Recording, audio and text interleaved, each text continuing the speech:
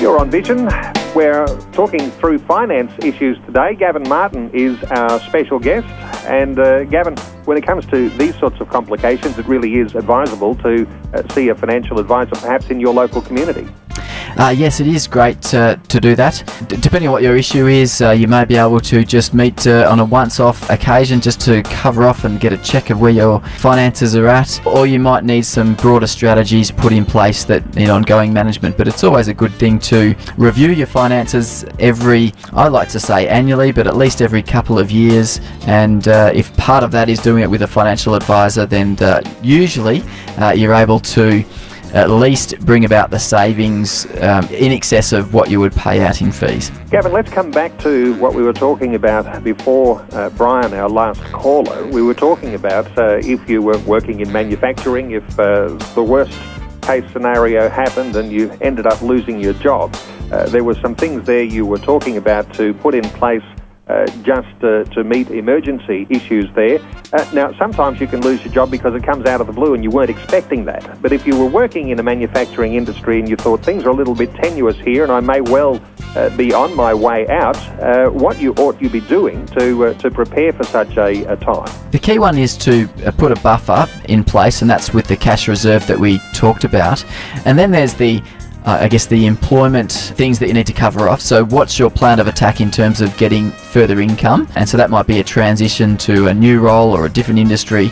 You need to start to think about those steps. You will have to deal with some questions around your redundancy package and how you receive that. They're becoming less and less flexible in terms of what you're able to do with those particular packages, but it's well worth just checking the best thing and the best way to receive that if there is some flexibility in it. And then I think it's important to have a plan of attack, and if you are potentially going to get into financial difficulty and if you're going to get behind in your mortgage, have a plan of attack in terms of, is there a point in time at which if I haven't got work by, I need to start thinking about other option, and whether that be another spouse going to work, or it might be as selling a car or downsizing a home. You might need to start to think about those sorts of strategies as well. But hopefully the movement into either other employment, self-employment, or starting a business will mean that you won't have to worry about those other trigger events. So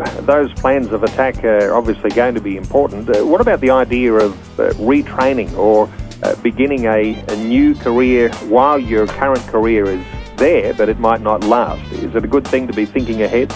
Yes, definitely. Particularly if you know that your particular industry or vocation, there's going to be a lot of people in that space looking for work. Transitioning is great. Moonlighting with other type of business startups. The great thing about starting your own business these days is that it's so cost effective. You can often do that after hours and develop it outside of work time, and then switch over to that business at some point in time.